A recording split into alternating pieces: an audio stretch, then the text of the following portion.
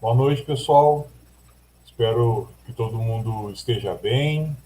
Sejam bem-vindos e bem-vindas a mais uma live do curso de aperfeiçoamento e alfabetização para estudantes com deficiência.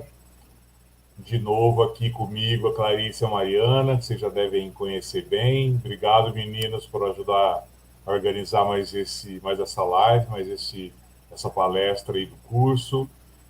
Espero que todo mundo esteja aproveitando bastante o curso até esse momento. Acho que estamos quase lá já, mas é bom saber que está todo mundo bem, aproveitando. Quero aproveitar, gente, eu sei que eu vou apanhar depois. Ontem a Mariana defendeu a tese, agora ela é uma doutora. A gente está muito feliz e muito orgulhoso com isso. Parabéns, Mari. Estamos muito orgulhosos mesmo, viu? Você é muito querida aqui por todos e todas. Obrigada. Quero agradecer o Anderson e o Herbert, que são os nossos intérpretes no dia de hoje. Os dois trabalham no setor de tradução e interpretação de língua de sinais aqui da UFSCar, velhos conhecidos e companheiros também aí da gente.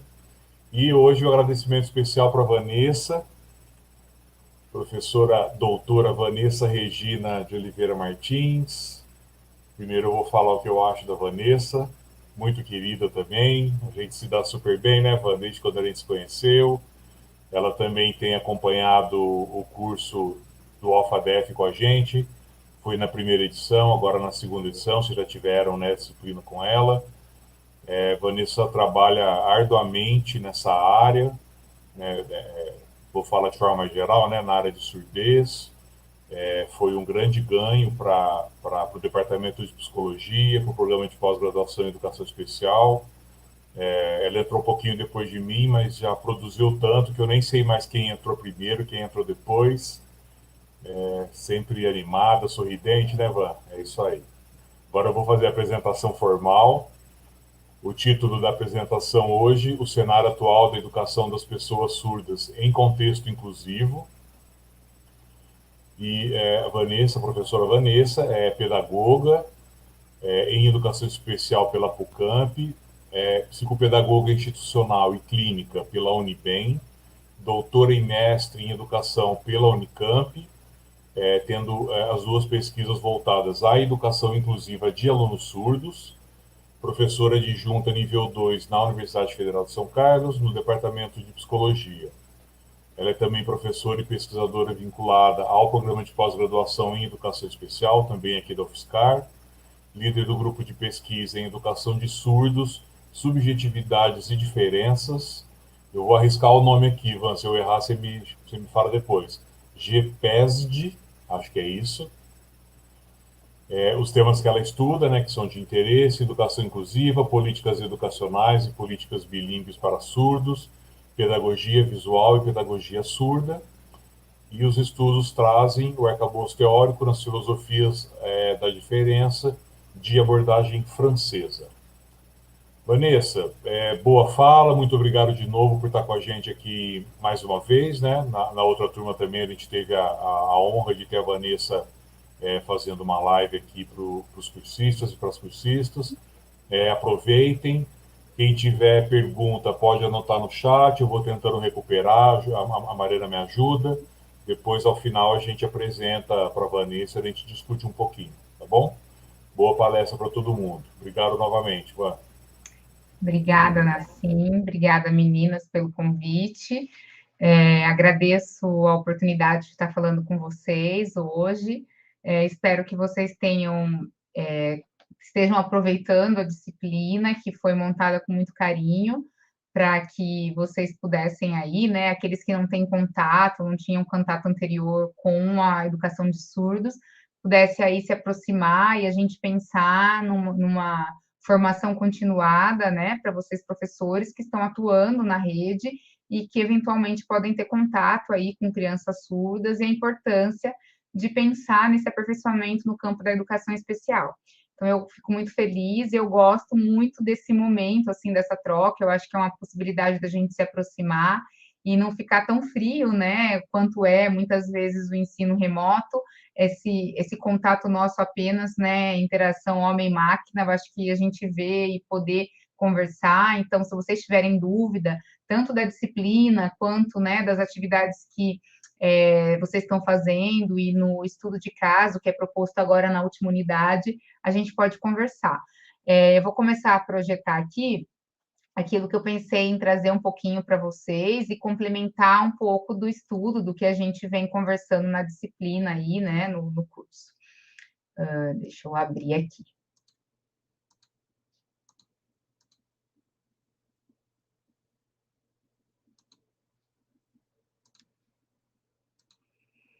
Bom, pensei em trazer um pouco das questões da educação de surdos, né, retomar as questões da educação bilíngue e trazer um pouco desse cenário, as pautas atuais, para pensar a prática inclusiva em Libras, né? E aí eu inicio trazendo algo que é bem novo e que está tendo um pouco debate atual em relação a um projeto de lei, né, que a gente está chamando da PL 4909, que acabou de ser aprovada, né, na Câmara dos Deputados, que vai instaurar aí uma educação bilíngue, uma modalidade bilíngue de educação para surdos, e que hoje foi sancionada pelo presidente da República, né, e aí a gente tem toda uma discussão e prós e contras, e dentro da educação especial a gente tem visto grandes discussões, porque de algum modo a gente tem uma iniciativa ou uma discussão da retirada ou de uma modalidade específica da educação em bilíngue, não mais ou específico dentro da educação especial, né? E o que isso representa nesse novo projeto de lei, e aí eu acho que é legal a gente entender um pouquinho as demandas, as discussões que a comunidade surda tem pautado, até para entender que há necessidade da vinculação da educação de surdos na educação especial, em termos né, assim, entendendo que essa pessoa surda, ela tem sim uma deficiência, então a falta de audição é uma menor eficiência em um órgão, como a gente vai pensar, né?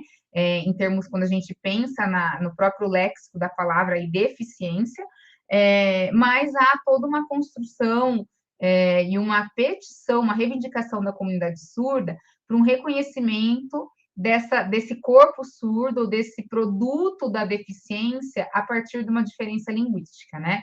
E então, sim, há toda uma discussão e uma necessidade de pensar adequações, adaptações, social, formativa, e que a educação especial é um campo para pensar esse espaço, essa troca e esse conhecimento específico sobre essas pessoas, mas a gente vai ver, e aí eu pretendo mostrar um pouquinho para vocês, de que modo a educação especial vem sendo construída dentro de um discurso, né, de recursos ou da produção de recursos de acessibilidade, e por que a comunidade surda tem reivindicado uma construção diferenciada educativa e que alinha muito a uma pauta de uma educação, né, linguisticamente diferenciada, como a gente tem, por exemplo, na educação indígena, que é uma modalidade específica de ensino que contempla na LDB. Então, eu menciono essa PL, né, esse plano aí legal, que vai, né, construir, então, uma modalidade, a educação bilíngue como uma modalidade de ensino, tendo o mesmo respaldo, né, tanto para uma formação diferenciada, produção de material, construção de um cenário educativo na língua de sinais, como é feito para a população indígena, né, que tem a possibilidade de instrução bilíngue, aí, no caso, na língua indígena de origem, e a gente vai falar um pouquinho sobre essas questões. Então, para iniciar essa conversa, eu acho que é interessante a gente pontuar o que está sendo chamado, o que a gente entende como uma educação bilíngue, né? O que é educar, o que é educar em outra ou em duas línguas? Quando a gente pressupõe uma educação bilíngue, a gente está dizendo que esse ensino vai ser produzido em duas línguas, né? E aí, para a educação de surdos, a gente prevê o ensino na língua de sinais e o ensino na língua portuguesa, né? Então, quando a gente fala em bilíngue, pressupõe que esse aluno vai ter acesso ao conteúdo, ao conhecimento, por meio, né? E ele vai acessar o conhecimento tendo como via um meio de produção de discurso ou desse ensino em duas línguas. Só que quando a gente pensa efetivamente essa educação bilíngue num cenário atual, ou num cenário real da escola, e muitos de vocês aí, né, devem ter contato com crianças surdas ou tiveram oportunidade de trabalhar numa escola em que tenha o estudante surdo, a gente vê o quanto é desafiador construir esse cenário educativo bilíngue, né? Seja porque falta a formação específica, então a gente vai ver que tem toda uma legislação que defende a formação hoje, né, desde 2005, com a regulamentação da Lei Libras de 2002, a gente tem um caminho, um delineamento de formação para o educador de surdos que, nos anos iniciais na educação infantil, seria previsto aí por meio da formação desse pedagogo bilíngue. Mas a gente também entende, e quando a gente pensa na formação da pedagogia, a gente vai ver a falta que tem, né? A gente não tem uma vasta produção de cursos em pedagogia bilíngue, né? Se a gente pensar no estado de São Paulo, a gente não tem curso de pedagogia bilíngue do estado de São Paulo, a não ser um polo de educação, né, na Universidade Federal, na Unifesp Federal de São Paulo, a gente tem um polo de educação bilíngue que vem do IMES, que é no Rio de Janeiro, né, o Instituto Federal, no Rio de Janeiro. A gente tem um polo que forma pedagogos bilíngues. Mas, além da gente ter uma falta, uma carência de formação específica para esse profissional que vai atuar e vai instruir, e ensinar em língua de sinais, a gente tem, além da carência formativa, uma falta de compreensão do próprio profissional. Quando a gente pensa na formação do educador, né, do pedagogo, a gente vai tendo uma construção da formação que se desvincula às habilitações. Então, aos que são pedagogos, né, numa formação mais atual, a gente não tem a pedagogia com a habilitação. E pensar numa pedagogia bilíngue é pensar num pedagogo que se forma e que tem uma habilitação específica porque ele vai instruir numa outra língua. Então, seria uma habilitação dessa pedagogia. E aí isso é um pouco incerto e um pouco inconsistente quando a gente pensa no plano de formação macro, né, para pensar a formação do próprio pedagogo. Então, é um dilema ainda atual que envolve a educação de surdos, né? E aí, quando a gente pensa que a gente tem mais um formador, que é o educador especial, onde ele atua nesse cenário e como construir uma educação bilíngue por meio desses profissionais. Então, a gente tem uma educação bilíngue que deveria ser pensada, orquestrada em duas línguas, né? Então, a instrução na língua de sinais e tendo um ensino um caminho de ensino de uma segunda língua em português, mas quando a gente olha para as práticas educativas, a gente vê que os materiais didáticos, formativos, eles são todos feitos, né, majoritariamente, numa instrução em língua portuguesa. E a gente tem algumas vezes, em algumas unidades escolares, que tem um programa ou que tem um incentivo de uma educação em Libras, ou esses princípios de uma educação bilíngue, a gente tem, às vezes, um intérprete educacional que atua na escola e que traduz, né? Ele recebe um conteúdo que está, né? Um material didático que vem em português e ele faz um material artesanal lá na escola, produz uma tradução desse material, mas a gente não tem uma inspiração, uma construção efetiva do conhecimento na língua de sinais. O que eu quero dizer com isso? É um material produzido iminentemente, ou produzido assim de forma primeira na língua de sinais. A gente não tem essa realidade, né?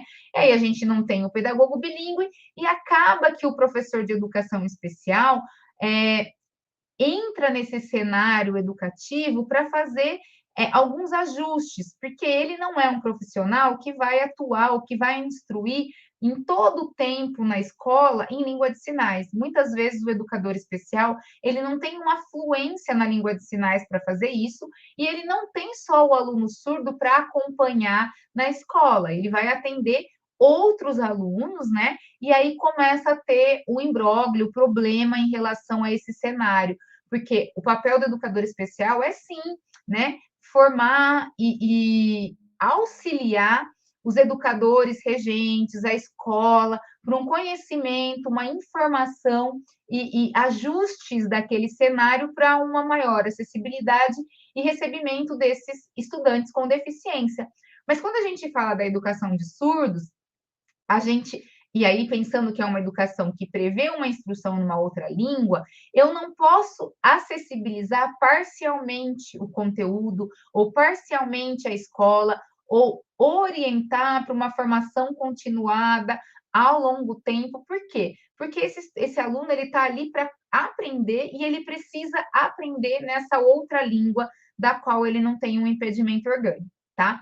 Então, pensando nesse cenário atual, que ainda, né, educacional, que ainda é uma política que prevê o princípio de uma educação bilíngue, mas o que a gente tem ainda são princípios de uma educação bilíngue e não, de fato, uma educação bilíngue, a gente vai tendo os problemas internos e que vão colocando uma contraposição em relação à prática inclusiva atual, né? Coloca em xeque a própria educação inclusiva, por quê? Porque ao não promover um ensino de fato que com meio de produção nessa língua ou que seja favorável para o acesso ao conhecimento desse estudante, a gente promove um cenário mais de exclusão do que de inclusão.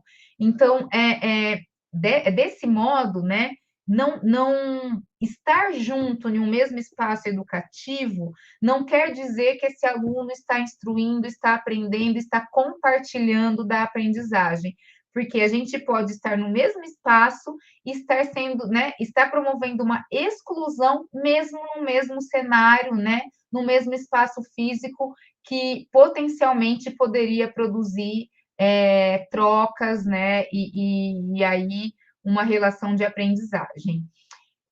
Eu passo a falar para vocês os documentos que a gente tem anteriormente, né, a essa PL, porque não é novo, embora tenha um discurso de inovador, né, essa discussão da educação bilíngue de surdos não é novo. A gente tem desde 2002 a Lei Libras, que reconhece a Libras, né, a língua brasileira de sinais, e aí eu quero reforçar a língua brasileira de sinais, porque eu tenho visto, eu tenho entrado nos fóruns, acompanhado um pouco, conversado com vocês aí nos fóruns. É claro que eu não consigo entrar em todos e responder a todos os estudantes, mas na medida em que eu consigo fazer um levantamento, uma leitura aí da participação de vocês, eu vejo, né, ainda incerteza em relação a como falar da língua, né? É língua brasileira de sinais, é linguagem, né? É uma linguagem brasileira. Então, acho que é legal a gente falar um pouquinho sobre isso, né? Essa incerteza em relação a esse código, né, linguístico, a esse sistema linguístico, se dá a própria mitificação que tem sobre a pessoa surda e sobre a língua de sinais, atribuindo a comunicação dessa pessoa a uma gestualidade que não tem uma estrutura lexical, sintática, uma estrutura adensada, tal qual outras línguas, as línguas orais que a gente conhece.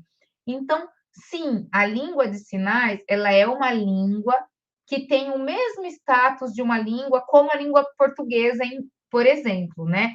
E aí, sendo isso, a gente quebra com aquela ideia de que eu não posso falar tudo na língua de sinais ou que é uma língua facilmente aprendida, né? Porque essa ideia de que é uma língua facilmente aprendida coloca a língua de sinais num espaço ou num cenário como um recurso que vai acessar a língua portuguesa. Então, a gente começa falando, são dois sistemas linguísticos completamente diferentes.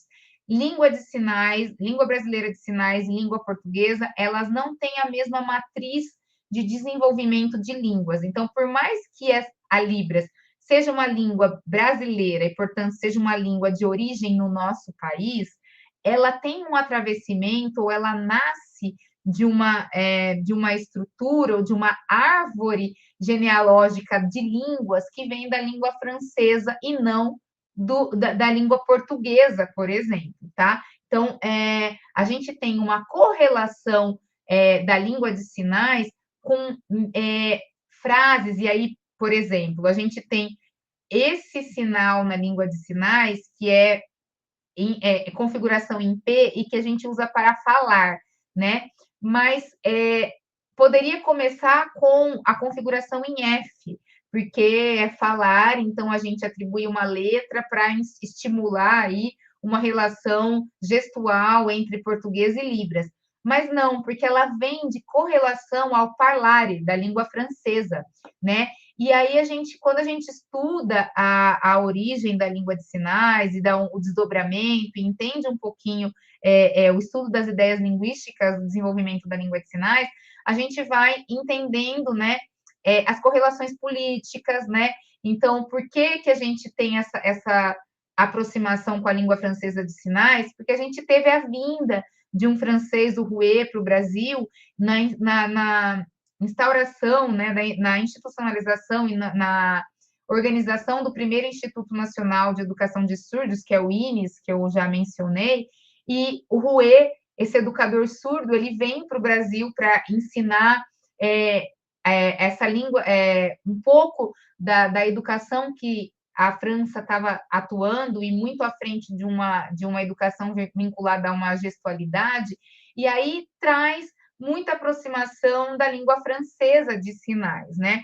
Então, a gente vai entender que, primeiro que as línguas, né, tanto a língua portuguesa quanto a língua de sinais, elas têm construções e estruturas gramaticais específicas e muito diferentes entre si, tá?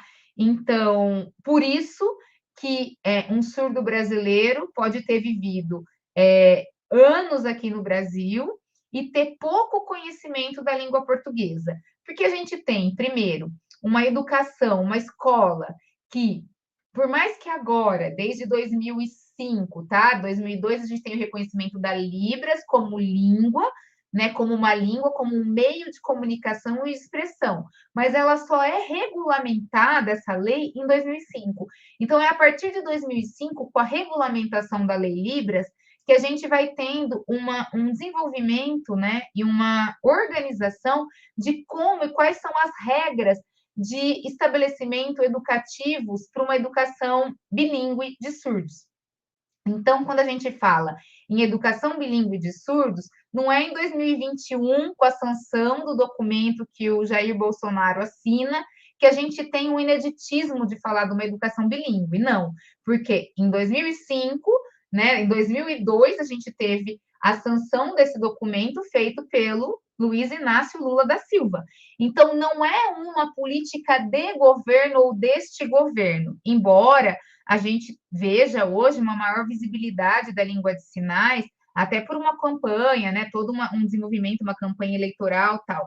Mas a gente tem uma busca e uma reivindicação da comunidade surda que não começa em 2002 no governo, né, nem no governo Lula, porque é anterior a isso, e nem agora se intensifica a petição nesse governo, nessa gestão. A gente tem um desenvolvimento de uma política de afirmação de uma educação em língua de sinais, historicamente, desde antes de 1880, quando a gente tem discussões em congressos, em eventos, em que se discute qual é o melhor método de ensino para surdo, e a gente vai vendo uma aproximação e uma escolha muito mais assim voltada às línguas orais, né? E aí a gente tem toda uma instrução, uma escolarização que fortemente se vincula a uma prática de ensino de surdos voltado à língua de sinais, e só em 2002, com a legislação, né? Porque a gente já tinha toda uma discussão científica de que a língua de sinais era uma língua, antes de 2002, no Brasil e fora do Brasil, né? Mas a gente tem no Brasil o reconhecimento desse meio de comunicação, então o direito de produzir e de se afirmar enquanto surdo nessa língua a partir de 2002, e com a regulamentação em 2005, a gente tem uma organização de prazo, de tempo, para que se tivesse aí uma cobrança, né? Até quando a escola tem que se adequar a uma educação, quem é o profissional que instrui essa pessoa, né? E aí, no documento, no decreto 5626, é que a gente tem a aparição aí desses profissionais, ou o que eu estou chamando aqui, desses personagens que compõem a tal educação bilíngue de surdos, né? Professor bilíngue, que é esse educador, o pedagogo, que aparece como um pedagogo bilíngue. Então, ele aparece no decreto 5626 e diz que precisa, que as instituições de ensino precisam prever uma formação para esse educador bilíngue e que até 10 anos a contar de 2005, portanto, até 2015, as escolas devem se organizar para atender essa instrução, essa educação bilíngue, e esse mesmo documento legal é o que regula a lei, a instituição, a institucionalização da disciplina de Libras nos cursos de licenciatura, para que a gente tenha esse professor também, né, o professor que é formado em letras, com conhecimento sobre a língua de sinais, para instruir o português numa modalidade de segunda língua, né? Além do professor bilíngue, nos anos iniciais, o pedagogo bilíngue, nos anos finais, o professor formado em letras com conhecimento específico para o ensino de português como segunda língua, a gente vê aparecer esse educador surdo, que é esse profissional que deve participar da escola. E por que aparece como instrutor ou educador surdo? E não como o professor surdo? Porque a gente tem, né, dada a todo esse processo de fracasso educacional e de falta de uma gestão específica de uma educação para surdos, a gente tem poucos surdos que conseguem adentrar o sistema de ensino superior. E aí, para garantir a presença do educador surdo na escola, o decreto coloca como instrutor, que seria um profissional surdo, né, de nível médio, que atuaria em parceria com um professor, né, para promover um cenário bilíngue na escola.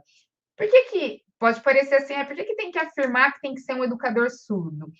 Porque a gente, por meio de pesquisas, a gente vem percebendo que toda a falta, né, de acesso a uma política sanitária, primeiro, de descoberta da surdez numa idade muito precoce. Então, o diagnóstico da surdez é um diagnóstico tardio. A gente tem uma maior parte de famílias de surdos que são pais ouvintes de filhos surdos. A gente não tem uma formação no âmbito da medicina que instrumentaliza o médico a orientar, e aí esse otorrino, a orientar os familiares, quando descobrem a surdez, da importância do acesso à língua de sinais precocemente. Então, o que a gente tem é uma aquisição tardia de língua de sinais das crianças surdas. E aí, esse educador surdo é a ponte em que vai nos ajudar a pensar, a organizar um processo de aquisição de língua, um processo favorável para essas crianças. Por quê? Porque são adultos que já passaram por toda a frustração educacional e social e que podem nos ajudar, por meio da sua experiência, a pensar um sistema de ensino mais favorável para esse público surdo. E aí a gente tem o intérprete de língua de sinais, que seria esse profissional que media, né, que faz a ponte, a interpretação entre as línguas, né? Então, entre um sistema, quando eu tenho um educador que está dando aula em português, ele vai transpor esse ensino para a língua de sinais, em língua de sinais. E é muito diferente o professor bilíngue, porque ele organiza, ele dá a sua aula diretamente em língua de sinais, não tem uma mediação, do que uma sala em que a gente tem o intérprete. Então, tem um professor que pensa o ensino em português e o intérprete que media para a língua de sinais, tá? O decreto prevê que nos anos iniciais, né, e na educação infantil, a gente tenha o ensino com professores bilíngues e não com intérprete, e que o intérprete atue a partir do 6º ano para frente aí, quando a gente já tem os professores especialistas, tá? Então, essa é uma política de educação bilíngue que começa a ser implementada desde 2002, mas mais fortemente em 2005, quando ele começa a ser cobrado a organização e esse sistema de composição de uma educação bilíngue. Mas eu digo que a gente tinha princípios de uma educação bilíngue, a gente ainda tem princípios, mas a gente não tem, de fato, uma organização de um sistema educacional bilíngue efetivamente.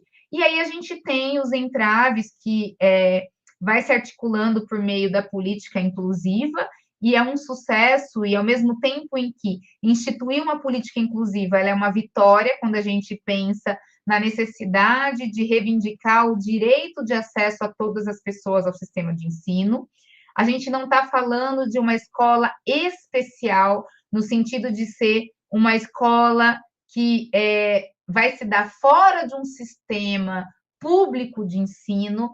A gente está dizendo que as pessoas surdas elas têm o direito a uma escola, né, comum de ensino, mas, e aí, essa afirmação da educação inclusiva ela é importante para abrir essa possibilidade de diálogo de uma educação para todos, mas a gente vai vendo os fracassos que essa lógica da educação inclusiva, por uma perspectiva, e aí que eu tenho chamado, eu, Vanessa, tenho chamado de uma ideologia de uma inclusão radical a todo custo, que não olha as especificidades e as particularidades de cada deficiência. E no caso da surdez, ela é uma deficiência que produz uma correlação dessa pessoa surda, não só no discurso da deficiência, mas no discurso das diferenças linguísticas.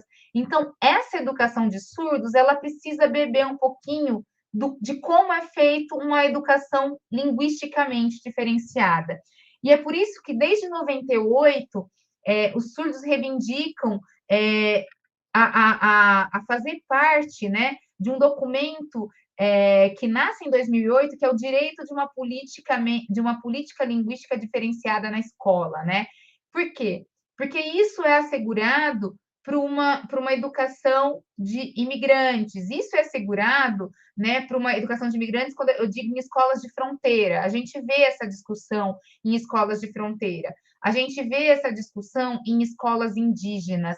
Mas quando a gente fala em escolas de surdo, por conta do discurso da inclusão e pela legitimidade de inserção das pessoas com deficiência no cenário escolar, a gente não pode discutir uma educação linguisticamente plural para as pessoas surdas. E esse é o ranço, se a gente pode chamar assim, que os surdos trazem de longa data dessa política afirmativa da educação, de uma educação inclusiva radical, que não se abre para escutar as demandas das pessoas surdas. E aí, nesse cenário, a gente teve um decreto que saiu, né, esse ano ainda, toda uma discussão, e que ele foi, inclusive, né, um decreto atual promovendo uma alteração da política nacional de educação especial, né, que veio na ideia de uma política equitativa e que agora não, né, não está em vigor porque foi barrado na Câmara, e sim trazia questões e um retrocesso para toda uma educação, né? Olhando a especificidade da surdez, apagou outras demandas e outros avanços na educação das pessoas com deficiência. E aí a comunidade surda fez aquele processo, né? Bom, vocês fizeram isso anos com a nossa educação, agora nós queremos um documento que legisle a nosso favor, né? E aí eu acho que isso também não é interessante, porque a gente não pode avançar em lutas oprimindo minorias. Então, a comunidade surda, e nesse sentido eu fui contra ao decreto naquele momento, porque a gente não pode avançar em direitos oprimindo outros direitos. E é um pouco do que a gente vê nesse governo atual. A gente avança em direitos e retrocessa em outros direitos, né? E, por outro lado, eu apoiei essa PL 4909 de 2020, que não foi uma ação específica desse governo, ela nasce a partir de uma demanda da comunidade surda, porque vem de uma demanda da FENEIS, que é a Federação Nacional de Educação de Surdos. A FENEIS se juntou a uma escrita de uma alteração da LDB e foi buscar pessoas interessadas, né, deputados interessados, senadores interessados em registrar a petição para poder passar na Câmara no Senado e que depois foi para a Câmara dos Deputados. e o Flávio Arns, eu não sei muito mencionar o nome dele, foi o senador que aceitou aí auxiliar, escrever esse projeto de lei, que não nasce desse senador, nasce de um movimento surdo muito anterior a esse governo, muito anterior a muitos outros governos, né? Que vem lutando aí para essa educação linguisticamente diferenciada, uma educação bilíngue, mas que conseguiu abrir uma brecha neste momento político e aprovou a alteração da LDB, tá? A LDB de 96, que prevê algumas modalidades de ensino. Então, quais são as modalidades de ensino de educação que a LDB prevê? A educação à distância é uma modalidade. Por que ela é uma modalidade? Porque eu não faço educação presencial tal qual eu faço uma educação remota, né? Uma educação EAD. Por quê? Porque o instrumento, o modo de me relacionar linguisticamente com os estudantes é outro, porque o meio de produção da aprendizagem é outro. Então, é uma modalidade.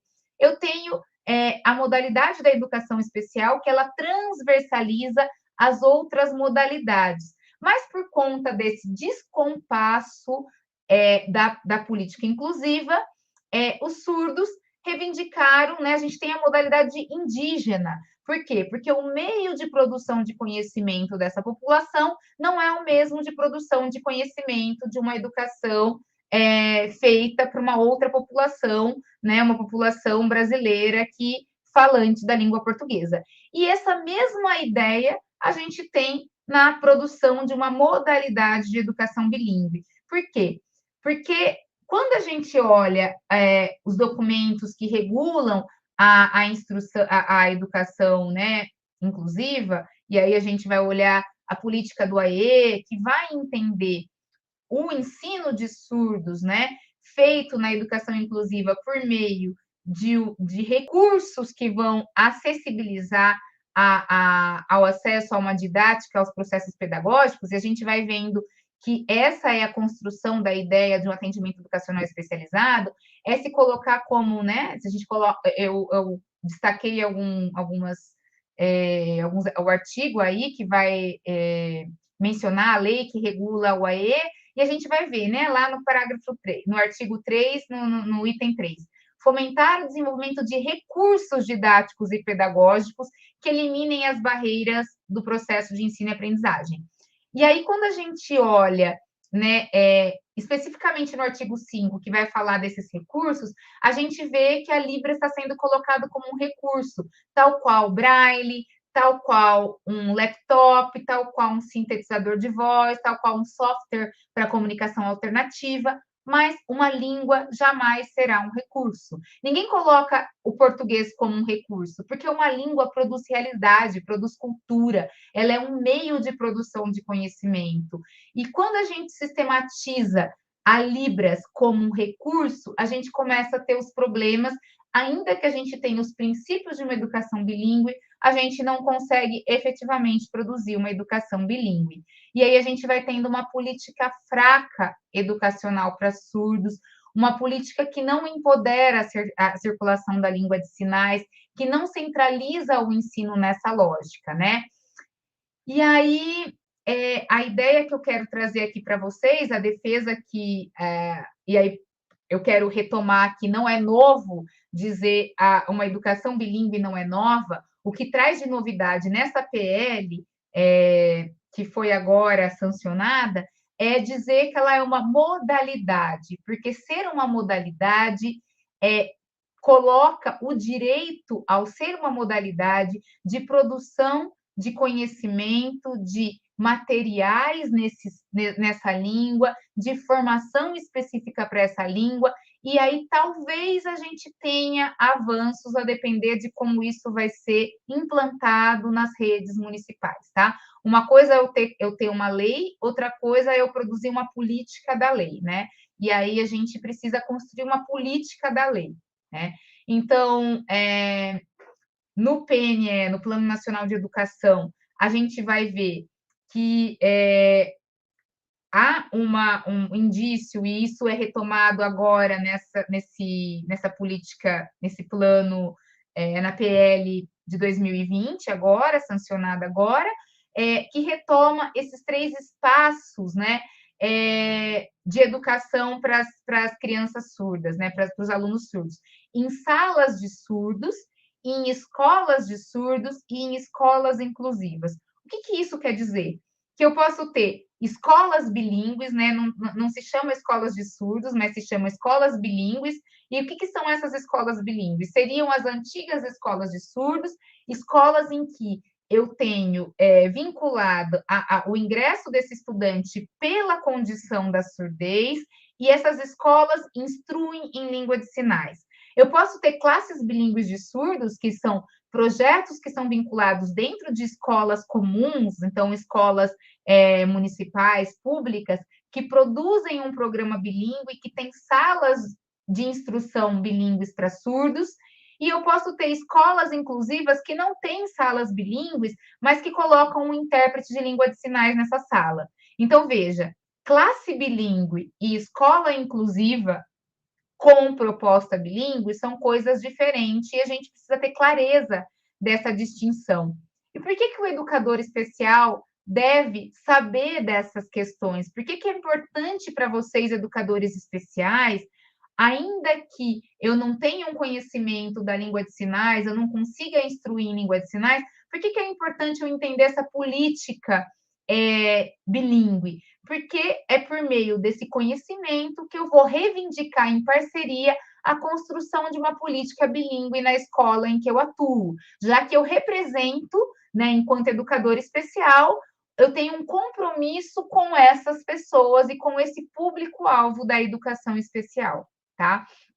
A gente tem defendido que os projetos inclusivos de sucesso numa educação bilíngue de surdo têm se dado quando a gente constrói, desde o início, desde a educação infantil, a instrução em língua de sinais e por meio dessas classes bilíngues, que muitas vezes são salas multisseriadas, tá?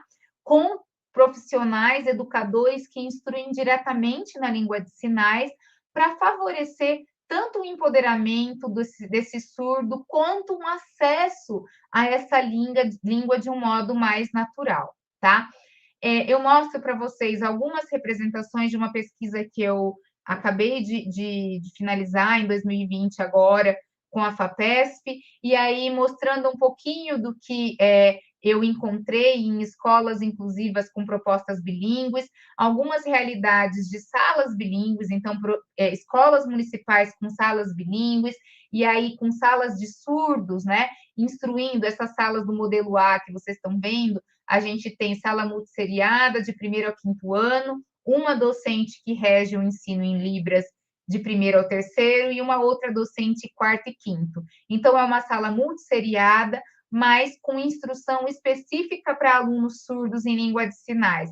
Eu tenho um outro modelo, que daí é uma docência já compartilhada, porque é uma sala não multisseriada, aí é uma sala de ano específico. Essa é uma sala que eu represento de 3º ano, e aí eu tenho alunos surdos e ouvintes na sala, e o professor bilíngue atua com os alunos surdos, né? Esses 6 alunos que eu identifico aí são alunos surdos, né? Desse programa de uma sala de compartilhamento em língua, em instrução português e Libras, mas a gente consegue perceber vantagens e desvantagens nesses modelos. E eu tenho um 3º modelo, mas esse eu não acompanhei, porque me interessava olhar a atuação de professores bilíngues em modelos diferenciados, né? Que seria a atuação em sala de ouvintes com surdos, mas aí não feita por professor bilíngue, mas por intérprete educacional. Essa experiência eu olho em outra pesquisa, mas nessa eu foco olhar o trabalho dos professores bilíngues, né? A gente percebe algumas considerações, dificuldades em termos de construção de uma educação bilíngue nas 2 realidades, que são municípios de portes diferentes, no interior do estado de São Paulo, mas com políticas municipais muito diferentes. e a dificuldade macro da consolidação de uma educação bilíngue, na medida em que há uma regulação do que ensinar e do como ensinar essas crianças, que mesmo em salas bilíngues, essas professoras acabam sentindo uma normatização de um ensino que é muito voltado às crianças ouvintes, né? Então, falta de instrumento de avaliação em língua de sinais, falta de formação continuada para esses professores, né, para atuar em língua de sinais, instrumentos de avaliação dos estudantes, né, externo à escola, então, Provinha Brasil, prova de alfabetização, né, o ANA, alfabetização na idade certa, que vem em português e não em libras, portanto, há uma pressão da aprendizagem da língua escrita dessas crianças e não uma produção de fato bilíngue desse sistema, né? A gente tem uma disposição muito desfavorável nesse modelo B em relação à necessidade de organização das cadeiras, conforme no modelo A. As professoras desse modelo diziam assim que elas se restringiam a uma organização enfileiradas pela quantidade de alunos, e essa estrutura dificultava o processo de troca entre os estudantes surdos. Então, o que a gente percebe é um maior direcionamento para esse modelo A, como um modelo mais assertivo de educação, ou as salas bilíngues nos anos iniciais do fundamental, como um modelo mais assertivo para o processo educativo em língua de sinais, tá? Mas há uma necessidade macro do investimento de avaliações e construção de currículos em Libras, não traduzidos para Libras, mas produzidos pela língua de sinais, tá? Não vou passar todos os dados, né? Eu tenho publicações que discutem um pouco essas vantagens e desvantagens dessas escolas, mas queria trazer a consideração da importância da formação continuada, da importância de uma outra concepção e construção não instrumental da língua de sinais, não como recurso, mas como meio de produção de conhecimento, um deslocamento dessa política de assistência, né, de acesso ao conhecimento por meio de recursos, mas de acesso ao conhecimento por meio de uma produção que valoriza as especificidades linguísticas dessa população, né? A necessidade de desvinculação do conceito de que inclusão é estar junto, né? Pessoas surdas e ouvintes desfrutarem do mesmo espaço, né? Porque para eu e que a gente mantenha uma adequação de corpo surdo, porque para a gente ter um sucesso, um ingresso do surdo no mercado de trabalho, um ingresso do surdo no ensino superior, ele precisa ter uma inclusão de conhecimento, uma inclusão social efetiva, né?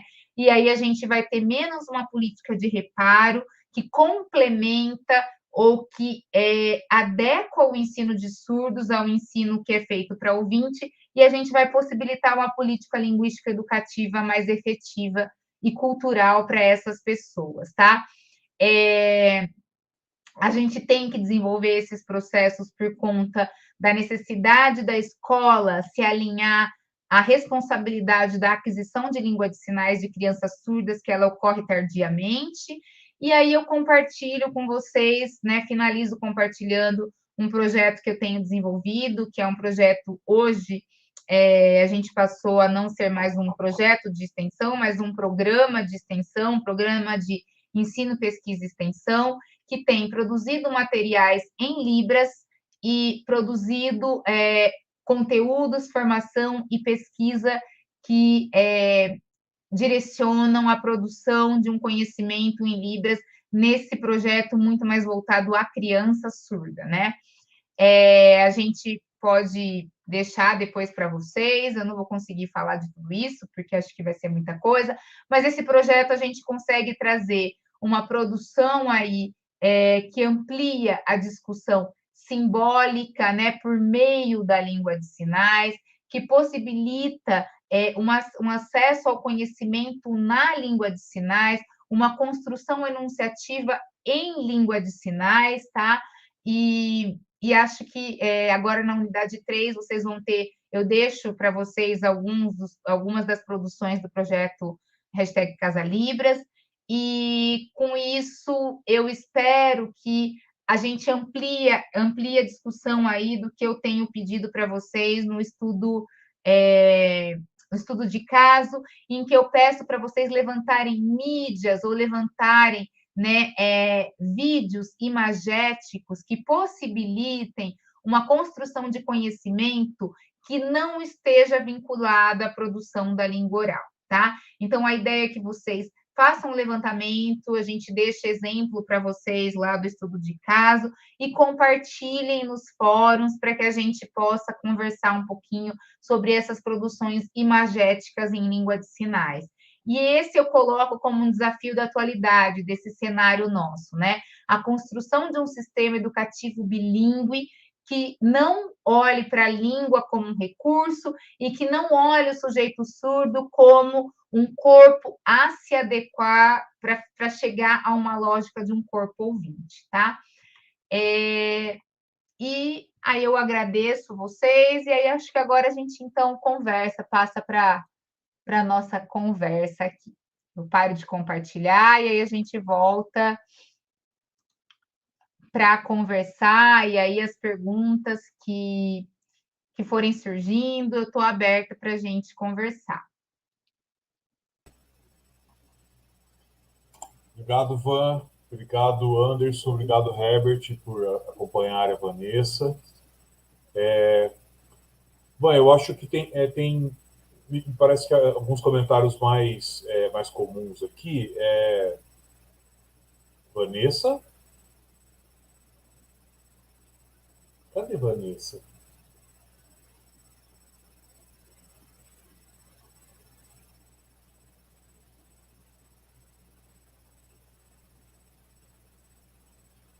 Gente, parece que a Vanessa caiu. Vamos esperar um pouquinho ela voltar, ver se ela consegue Desliguei. voltar. Vou tentar.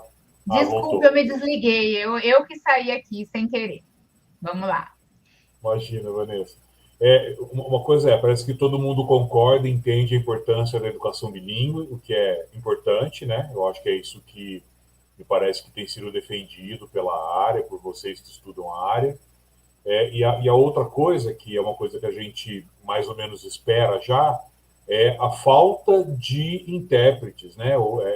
A demanda parece que ainda é muito maior que a oferta, principalmente se a gente pensar em regiões que são mais afastadas, talvez cidades menores que não tenham, enfim, acesso aos intérpretes, né? E os alunos surdos estão em todos os lugares, né? Eles não escolhem nascer em cidades grandes onde tem esse recurso e tal. Então, não sei se você quer enfatizar alguma coisa nesse sentido. Sim, acho que é importante, né, assim, pensar assim, como é difícil construir uma política educativa bilíngue para surdos, e aí eu estou olhando aqui também essa discussão, a importância de disseminar a língua, sim, é importante que a língua, né, tenha uma divulgação, que as pessoas aprendam, ela não é uma língua que deve ser restrita às pessoas surdas, né? Quando a gente fala em termos de quanto mais a população souber, melhor mas quando a gente fala num sistema de ensino, por mais que a gente saiba a língua de sinais, quando a gente pensa no ensino para as pessoas surdas, a gente tem que manter as especificidades. E aí, assim, quando a gente pensa assim, São Paulo, por exemplo, é um município grande, a gente tem escolas de surdos, né? Escolas que hoje são chamadas de EMEBs, escolas bilíngues de surdos, e a gente tem os programas bilíngues, por exemplo, no município de São Paulo, a gente tem isso, né? Aí, como que a gente pensa um município como São Carlos, que é menor, e a gente não vai ter uma construção de uma escola bilíngue, a gente tem falta de profissionais, a gente não tem a quantidade, né, quantitativamente, uma população surda para construir um tipo de escola específica, o que a gente faz em municípios menores, né? Então, é importante essa pluralidade de política, e aí por isso que a gente tem os programas bilíngues. Aqui em São Carlos, a gente tem escolas polo, né? Então, o que é interessante? Que num município menor, a gente tenha, em municípios menores, a gente tenha a construção de programas bilíngues e aí a gente tenha um deslocamento das crianças a uma unidade, né?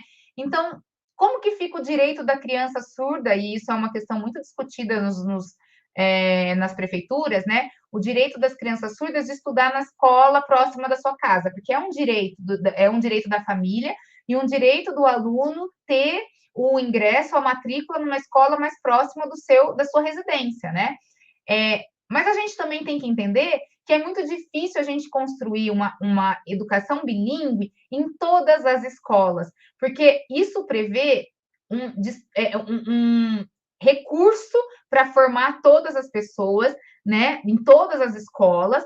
Isso demanda uma construção de um cenário que envolve ter intérprete, a gente precisa ter dentro das escolas estúdio para produzir materiais em língua de sinais, a gente precisa ter um conhecimento das pessoas internas, não só da gestão sobre língua de sinais, da merendeira, né, da pessoa que está inspetora de alunos, que precisa ter um conhecimento de língua de sinais. Então, é uma formação que despende tempo e investimento político, investimento de recurso, né? Então, quando a gente cria uma unidade polo, né? E a gente faz um deslocamento, a gente leva as crianças surdas para essa escola polo, a gente consegue construir um melhor conhecimento acerca, né? E criar uma lógica política bilíngue mais fácil, uma circulação melhor, né? Então, aí eu estou dizendo de uma escola inclusiva bilíngue, não de uma escola de surdos, uma escola em que tenha surdos e ouvintes, mas a gente tem, no caso do município aqui de São Carlos, a gente tem salas bilíngues de surdos, a gente tem uma formação continuada, a gente tem a articulação, por exemplo, com a UFSCar, né, com assessorias que a gente vai acompanhando essas escolas. Então, produzir um programa bilíngue, ele demanda parceria com a universidade, ele demanda que a gente esteja fazendo uma formação continuada, que a gente esteja, né, acompanhando esse desenvolvimento, porque não é uma coisa, né, não é uma coisa que nasce da noite para o dia. E a gente precisa de pesquisa, a gente precisa de produção de material, a gente precisa de gente para isso, né?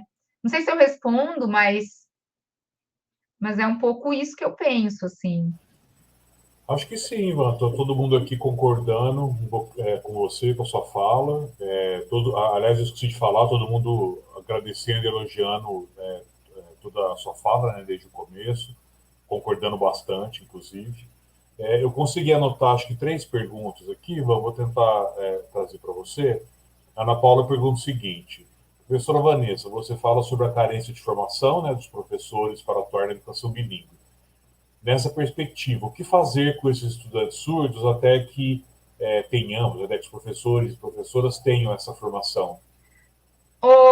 Nassim, deixa eu só responder o aluno Luiz, porque me incomodou um pouco a fala para eu voltar para a Terra, e me incomodou um pouco, né, que as pessoas não estão querendo sequer o intérprete em sala de aula. Luiz, não é uma questão de querer, é uma questão de direito. Ter a questão da língua de sinais, e mesmo que a gente lute, que a gente passe esta vida, outra vida, ou que a gente vá à Lua, a gente vai lutar pelo direito linguístico da pessoa surda. Então, eu estou voltando para a Terra. Essa Terra é a Terra que a gente faz política. E a gente só faz política lutando por política de direito das pessoas. E para a gente ter mudança, a gente tem que fazer uma política de direito, tá? Queria só reafirmar isso, porque não é uma questão de querer, é uma questão de direito. Pode falar, Nassim. Excelente, Ivan. E acho que é também uma questão de, acho que é uma questão de política pública, né? Quer dizer, tem que ter investimento de todos os lados, né? Não Sim. basta a gente querer, não basta a gente dizer que é direito, as pessoas têm que agir, né? Acho que ficou implícito o que eu disse, mas acho que todo mundo entendeu. Sim. Vou só trazer a questão da Ana Paula de novo, Van, pode ser? Pode, claro. Ela pergunta, então, enquanto os professores e professores não tiverem essa formação, né, para atuar na educação bilíngue, nesse ínterim, o que fazer com os alunos surdos? A gente tem, né? Então, assim, primeira coisa, eu acho que é importantíssimo, e aí eu parabenizo sempre a iniciativa da UFSCar e essa formação continuada, esse aperfeiçoamento que vocês estão fazendo, por exemplo, a busca, né, de uma formação, e na medida em que a gente tem informação, nós somos agentes de produções de mudanças internas, né? E por mais que pareça que é pouca coisa o que a gente está fazendo, então é um conhecimento que esse professor, ao fazer um aperfeiçoamento, soube, olha, tem uma lei que garante, né? Há um direito a ser seguido, a gente tem que buscar, né, intérpretes educacionais, a gente tem que pleitear a formação. Há um primeiro movimento interno para a gente ir construindo algumas coisas e criar parceria, né? Hoje eu estava à tarde, né? Embora eu esteja também de férias como você, né? Assim, à tarde eu estava fazendo uma formação continuada com o pessoal do SESI, com intérpretes educacionais, né? Na verdade, são professores interlocutores, né? Porque o Estado chama de interlocutor e não de intérprete educacional. E eles estavam assim, o que a gente faz quando o professor não dá abertura? Como que a gente constrói? E a gente foi pensando em cenários, em possibilidades, e aí eles trouxeram as práticas. Então, é algo custoso, a gente não produz acessibilidade, a gente não produz direito, e a gente não produz mudança da noite para o dia, né? Então, essa formação, ela vai ser aos poucos. E aí a gente tem que investir nessas questões. É uma formação continuada, é a reivindicação da necessidade de, né, da gente se discutir na escola as mudanças, o que devem ser feito, a gente reivindicar, então, cada um fazendo de um lado. De um lado, a gente, enquanto universidade, né, fazendo pesquisa e mostrando o que seria o ideal e os problemas que a gente tem. Por outro lado, criando políticas ou extensões que dialoguem com a comunidade para que a gente possa pensar em programas da vida real, ir para a escola, conversar com esses profissionais que estão lá, se abrir para pensar o novo, ir produzindo. E, por outro lado, nós precisamos de vocês, que conhecem das demandas, que conhecem dos desafios, tal qual vocês estão apresentando. Olha, a minha escola, a gente tem carência de formação. Como que a gente produz isso? Tentando construir políticas que vão trazer um conhecimento da universidade para a escola, da escola para a universidade, que a gente continue fazendo pesquisa, que a gente tenha professores que reflitam sobre as suas práticas. Então, por que a gente tem pensado no estudo de caso? Porque na medida em que a gente faz com que vocês que estão na escola pensem das limitações dos problemas que vocês estão enfrentando nos dias a dias, que vocês nos ajudem a pensar outros caminhos, que vocês repensem a própria prática, né? Então, eu acho que o caminho, a gente não tem outro caminho, a não ser o da formação, né? E se a gente não tem uma formação inicial para esses profissionais, a gente tem que investir na formação continuada para a gente pensar outras pautas e outras formas de fazer educação. Perfeito, Van. Concordo com tudo que você disse, como sempre. Vou trazer mais a Gisele e pergunto o seguinte: há grupos que oferecem formação continuada, uma vez que a Libras é necessário, né, o treinamento contínuo. Eu acho que isso vai depender muito de onde a pessoa está, né, Vanessa? Não é todo lugar que tem que procurar. Eu lembro, desculpa interromper a tua fala, Pode eu lembro, falar. eu lembro quando eu estava no meu doutorado, isso lá vou falar, né, lá no início do ano 2000, eu lembro que eu quis muito aprender língua de sinais, né, a Libras. Em São Carlos, né, que é referência na área, ou pelo menos se tornou referência na área, eu não consegui encontrar um curso, por exemplo, né, para aprender Libras. Era uma coisa, não é uma coisa fácil, né? Quer dizer, eu estou falando de 20 anos atrás, mas também não tenho certeza do tanto que isso já se expandiu, né? É que São Carlos a gente tem essa facilidade por ter um curso de licenciatura em educação especial, programa de pós em educação especial, um grupo forte, né, na área de surdez, obviamente que você faz parte e outras colegas, mas é uma pergunta importante, né, quer dizer, como é que se faz isso? É assim, a questão, né, de ser uma língua, e aí a necessidade da formação continuada, hoje sim, né, assim, tem mais, a gente tem mais, assim, cursos que oferecem, mas a gente também, por ser uma língua, se eu fiz um curso, eu aprendi e eu não pratico, eu não coloco essa língua em funcionamento, eu vou ficando defasada, porque a língua é viva, né? Então, novos léxicos, né, que a gente chama em sinais, mas que são as palavras, eles vão se expandindo na língua, outros sentidos, né, vão ganhando dimensão, metáforas vão aparecendo, né? A língua é viva, então se eu não partilho, se eu não tenho um espaço com quem conversar em língua de sinais, né? Se eu não participo de uma comunidade de fala em língua de sinais, eu vou tendo um nível, eu vou tendo um decréscimo aí de conhecimento nessa língua. É como se a minha fluência nessa língua fosse ficando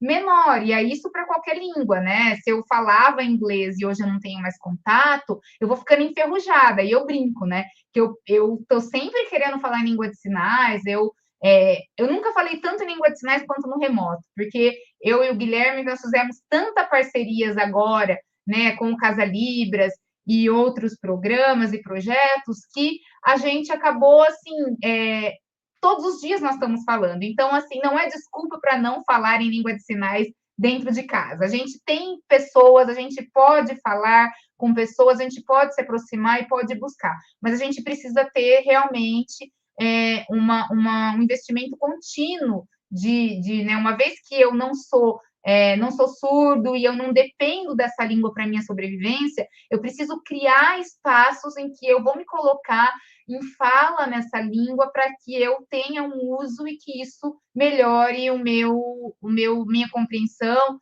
o meu desempenho nessa língua. Luiz, eu olhei aqui que você pediu desculpa, não precisa pedir desculpa, não, eu entendi. Eu só quis reforçar para realmente não parecer que é algo não possível, né? As políticas, elas são difíceis mesmo, ninguém faz política da noite para o dia, então se hoje a gente tem um PL em 2020, é porque a gente tem lutas desde 1990, né, que a gente vem discutindo sobre educação de surdos e desde a pauta, né, da educação inclusiva, então vantagens e desvantagens a gente teve, e a gente tem muito a desenvolver, mas a gente também consegue ver muitos avanços se a gente olhar a uma perspectiva 10 anos atrás do que a gente tinha sobre a popularização da língua de sinais, o acesso das pessoas surdas a conteúdos em língua de sinais. Então, acho que é isso, né? A gente tem que continuar pleiteando o ideal e sempre sabendo que para chegar no ideal a gente vai estar sempre buscando e lutando, né? Não há conquista sem luta, né? E acho que você dá um exemplo bom, Van, quando você cita o Guilherme. Para quem não conhece, o Guilherme é professor aqui do Departamento de Psicologia e o Guilherme é surdo. Eu acho que é um exemplo de sucesso dessa luta toda, né? Obviamente que a porcentagem talvez ainda seja muito pequena, mas é um começo, né? É um começo que dá uma expectativa, né? Ou permite que a gente imagine que as coisas elas estão acontecendo, vão melhorar, mas por outro lado, não é só a educação do surdo, né, que é um problema no nosso país, né? É uma coisa mais generalizada, né? Semana passada, essa semana mesmo, caiu o site do CNPq, né? O que para a gente que trabalha na área de pesquisa é uma coisa assustadora, assim. Então, mas é todo esse contexto. Van, pediram para eu falar umas 30 vezes aqui já, eu vou falar agora e deixar para o final, porque as pessoas, a Andrea e mais pessoas, eu não vou lembrar mais quem falou, elas estão desesperadas, ou pelo menos, né, falando bastante, que vai fechar o polo bilíngue em Capão Redondo. E aí elas perguntam assim, né, o que se pode fazer, a quem recorrer para tentar evitar que isso aconteça. Não sei se você Eu tem essa resposta, é uma pergunta Não, eu complicada. vivenciei um pouco dessas mudanças e fechamentos de sala língua de instrução em Campinas, né? E aí, eu acho que a gente tem armas para poder lutar, tentar, né? Armas para lutar com o que a gente tem. Com a visibilidade que os surdos estão hoje, e a gente tem representantes surdos na política, eu acho que a Andrea colocou aqui uma hashtag Fica Polo Bilíngue, isso é um movimento, ir para as redes e fazer um movimento reivindicando compartilhar incessantemente vídeos que apresentam avanços e por que não fechar. Então, usar das redes, né, virtuais e desse uso digital que a gente tem e que está tão em alta, né, Instagram, Facebook, e criar uma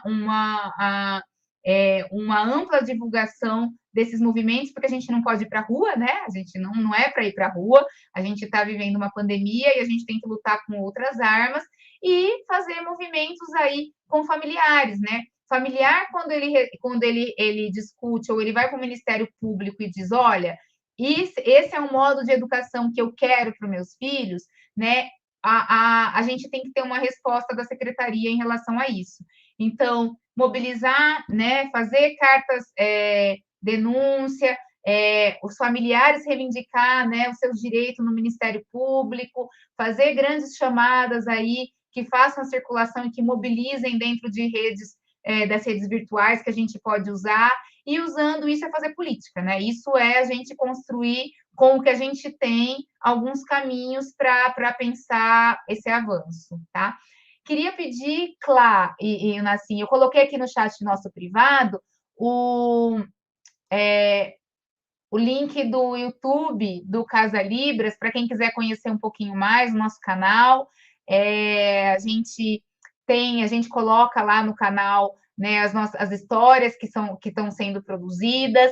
Eu faço um destaque assim para, se vocês forem olhar, para vocês verem a última produção nossa, que foi da canção infantil. É uma versão em língua de sinais, produzida a tradução por mim, a Joyce e o Guilherme. E o Guilherme, ele faz, uma canção do MC César MC, e que a gente conseguiu autorização para fazer a tradução, e inclusive, né, ele tem uma participação especial no vídeo, o cantor, e a gente fez uma versão que ficou muito linda, e eu acho que vale a pena, né? E o Anderson, que está aqui, que estava interpretando com a gente, é quem fez a ilustração do nosso vídeo, e ficou maravilhoso, sensacional, é todo produto artístico, artesanal, produzido a várias mãos. Então, vale a pena conferir lá. Coloquei lá no chat, gente. O link que a Vanessa pediu é um link do YouTube, tá? Corram aí, quem não conseguiu pegar, que tá em algum lugar aí em cima. Tá certo. Próxima pergunta, Van. A Angélica pergunta o seguinte: a formação em cursos livres de Libras, já sendo pedagoga com habilitação em educação especial, poderia possibilitar ser o professor bilíngue? Ou será que é preciso alguma outra formação, Van? Então, a gente tem, assim, o decreto fala do professor do pedagogo bilíngue, mas a gente não tem muitos cursos de pedagogia. Então, o que os municípios têm feito? Campinas, por exemplo, abriu o concurso de professor bilíngue, e aí depende do que, né? A gente que trabalha com construção de edital, a gente entende um pouquinho agora, né? O que depende? Depende do que o município vai regular no seu edital. Pode colocar lá, pedagogo com curso de especialização, mas com certeza vai ter conhecimento em língua de sinais.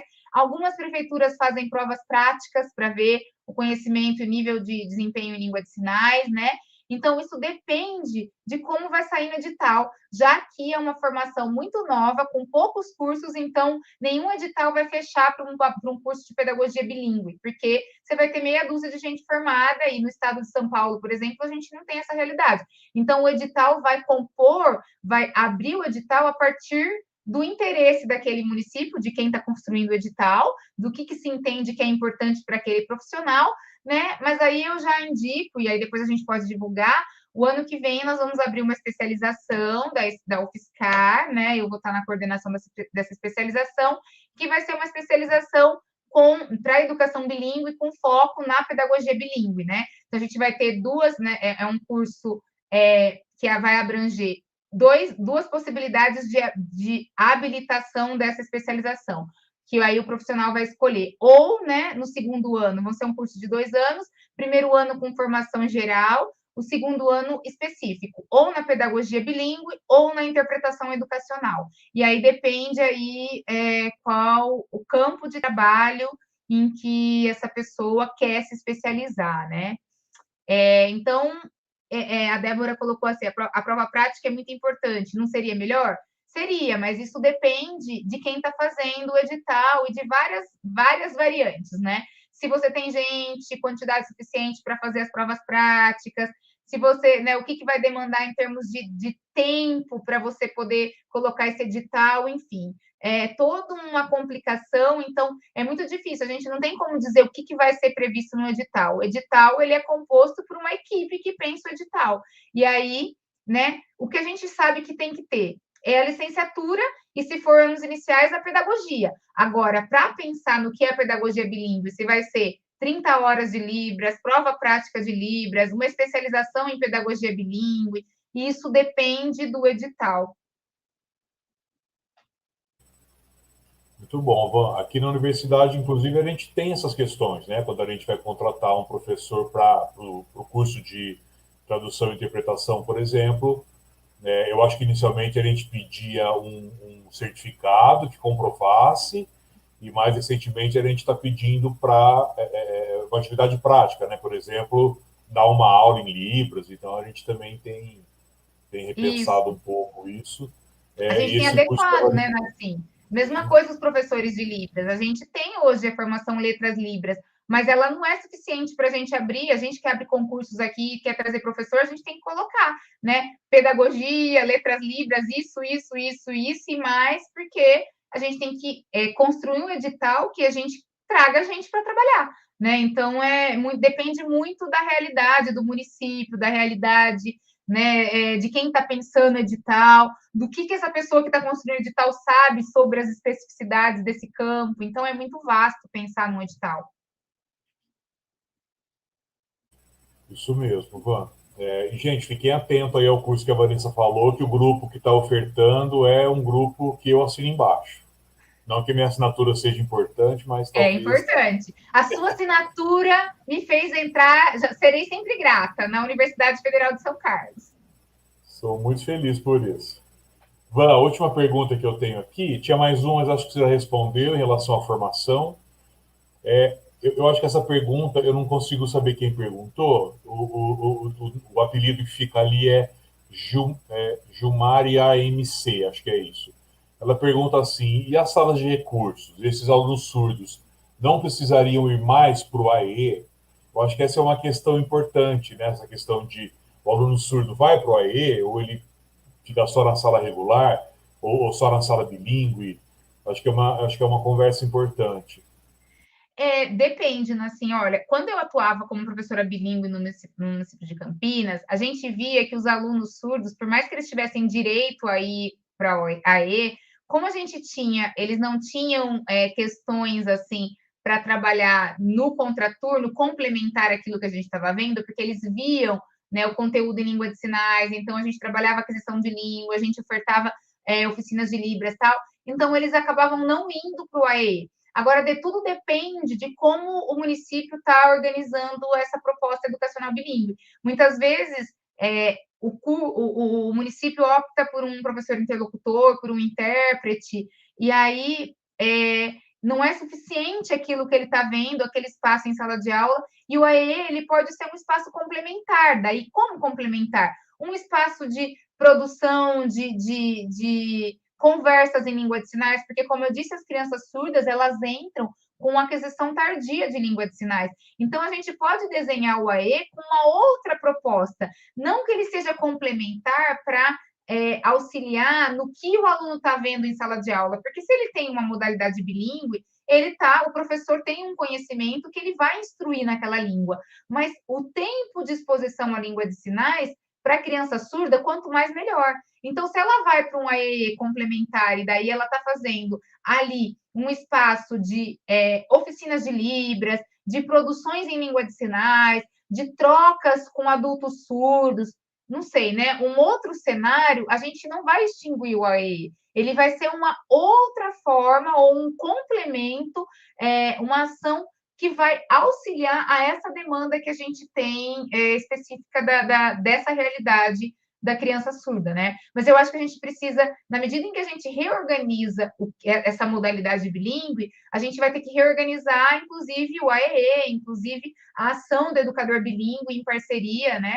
Então, assim, necessidade de levantar diagnóstico da criança surda, a gente vai ter, porque aquisição, a gente vai ter diagnóstico tardio? Vai. O professor bilíngue, o professor da educação especial, ele vai ter que fazer um levantamento, uma triagem para olhar ali se o aluno é surdo, se não é, encaminhar para fazer esses levantamentos, como o educador especial faz? Vai.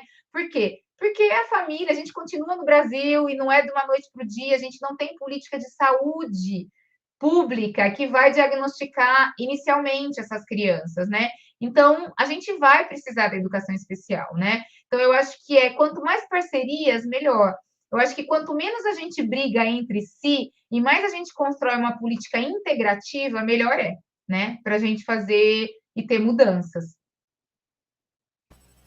Muito bom, Van. Eu acho que uma das perguntas que mais acontece é em relação à formação, né? Que caminho seria o melhor para a formação bilíngue? Acho que você já disse vários caminhos, né? É o que tiver disponível, o que for mais fácil, né? Seja Hoje, o que eu remoto, seja.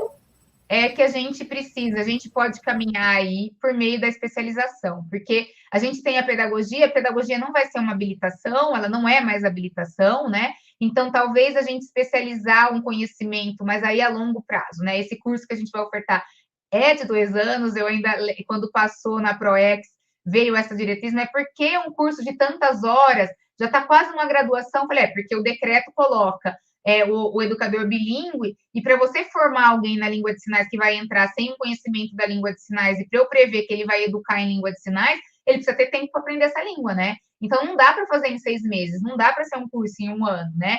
Então, é entender qual é a necessidade de, né? Mas aí eu já garanto que eu não vou precisar ensinar conteúdos didáticos, porque eu já vou estar trabalhando com um professor. O que eu vou estar trabalhando agora na especialização é a especificidade dessa língua, a especificidade de produzir conhecimento nessa língua, né? Então, eu tenho investido e acho que é um bom caminho a gente pensar ou pela segunda licenciatura, como a educação especial está fazendo agora, né? Ou, né, então daí é um licenciado que vai ter uma segunda licenciatura em pedagogia bilíngue, ou por meio da especialização. Então, acho que é um canal. E o Luiz tinha perguntado ainda, eu vi aqui, se o Letras Libras acabou. Não, não acabou. A gente tem hoje no Brasil mais de 13 cursos de Letras Libras, licenciatura, então, só que o Letras Libras é para formar. Se ele é uma licenciatura, ele forma professor de Libras, então é para atuar no ensino de Libras na educação básica, e Letras Libras bacharel é para formar o intérprete, tradutor-intérprete. Só que a gente tem duas possibilidades de formação de intérprete em graduação. Ou os cursos de bacharelado atrelado a um curso de letras, ou como é o nosso na UFSCar, que é um curso autônomo, é um bacharelado desvinculado ao curso de letras. Aí é um bacharelado que forma tradutores e intérpretes de Libras, tá? Então, a gente tem essas duas possibilidades. No estado de São Paulo, a gente não tem muitos cursos, mas a gente tem alguns de letras libras de licenciatura, tá? Agora, fora, a gente tem bastante cursos de licenciatura letras libras em universidades federais, tá? Então, não é algo que não tem mais. Vou falar uma coisa e você disse é besteira ou não, tá? Essa questão da formação, né? Obviamente, eu não vou me tornar um professor, por mais que eu já tenha todas as formações em pedagogia, alguma licenciatura, enfim, eu não vou me tornar um professor bilíngue até semana que vem, né? Isso vai levar um tempo considerável para isso. Nesse meio tempo, a presença do intérprete não é uma solução talvez mais, mesmo que a demanda seja maior que a oferta, não é uma solução intermediária importante? Você fala de novo da solução intermediária, que eu estava lendo uma coisa e me perdi. Qual a solução intermediária importante? De ter o intérprete em sala de aula. Sim, assim, e não é, porque assim, quando a gente tem um intérprete, se a gente pensa do intérprete nos anos finais, eu acho que é um caminho, é isso que a gente tem pleiteado, que se tenha intérprete sexto a nono, porque você não vai ter todo esse conhecimento tal. Mas nos anos iniciais, por que, que é melhor eu ter o pedagogo bilíngue? Por que, que seria o ideal, né? Porque o intérprete, essa criança, ela entra com atraso de linguagem. Então, o intérprete, ele está ali para mediar de uma língua para outra. Pressupõe que, para quem ele está mediando, conhece a língua de sinais. E se eu estou lidando com uma criança que não conhece a língua de sinais, não adianta eu fazer a interpretação para essa língua. Eu preciso pensar em como que eu vou criar um espaço de produção e conhecimento nessa língua. Então, o pedagogo bilíngue, ele vai ter que adequar a instrução levando em consideração a realidade de atraso aquisicional de língua dessa criança. E aí o intérprete, ele acaba não tendo função, nesse espaço, porque ele vai mediar o que para quem que não sabe ainda essa língua. Então, a gente entende que nos anos iniciais na educação infantil, a gente precisa que essas crianças aprendam a língua. Então, o processo de escolarização dessa criança, funcionalmente, é para que elas adquiram a língua e o conhecimento, aprender por meio dessa língua. Aí depois a gente consegue inserir intérprete. Antes disso, não. Perfeito, Van. Era uma dúvida que eu tinha, agora não tenho mais. Que Muito bom. bom. Gente, já são 8h30. Eu acho que a gente teve novamente uma excelente fala da Vanessa, como sempre. Todo mundo aqui concordando. Van, obviamente, nessas falas a gente sempre levanta questões, reflexões e dificuldades que a gente enfrenta no dia a dia. Acho que a pandemia evidenciou uma parte ainda maior disso tudo que a gente vive, das dificuldades, enfim. Mas, por outro lado, você apresentou caminhos, formas de pensar que eu acho que são importantes, né? Quando isso vai se tornar uma realidade ampla, continuar na briga, na luta. Eu acho que envolver as famílias é importante nessa briga também, né? Uma coisa que eu admiro muito na comunidade surda é que eles mesmos, né, e elas mesmas participam das lutas, né, pelos seus direitos. Então, a comunidade surda me parece uma comunidade muito ativa, enfim, nessas participações todas. Então, acho que isso é importante. Não sei se tem alguma fala final antes da gente encerrar. Não, queria agradecer só, agradecer a participação, e aí eu estou à disposição, os tutores que estão aí, queria agradecer imensamente os tutores, a gente tem que sempre, né, recorrer àqueles que estão fazendo a mediação com a gente, então vocês fazem a diferença do curso, né? E aí, tendo dúvidas, os tutores e supervisores que estão nos acompanhando, entre em contato, e é isso, estou aqui para que a gente tenha um final de disciplina exitosa e qualquer dúvida estou à disposição. Perfeito. Muito obrigado, Vanessa. Obrigado por lembrar dos tutores e das tutoras. Realmente, sem eles, o curso não acontece. Obrigado de novo ao Anderson e ao Herbert por acompanhar a gente mais essa aventura de hoje. Obrigado aos cursistas também, né, que se disponibilizaram a estar nesse momento, à noite. Eu sei que todo mundo chega cansado em casa, tem um monte de atividade para fazer, mas conhecimento é sempre importante, né? A gente sempre dá um jeito de colocar isso como prioridade. Obrigado também a Clarice e a Mariana. A professora Adriana não conseguiu estar aqui com a gente hoje, viu, gente? Mas ela deixou lembranças para todos e todas. E é isso aí. Continuem fortes e firmes aí no curso. Logo a gente encerra essa turma. Já estamos pensando na próxima oferta. Vamos ver se vai dar certo aí para o ano que vem. E vamos que vamos, gente. Cuidem-se, fiquem bem. Bom resto de semana para todo mundo.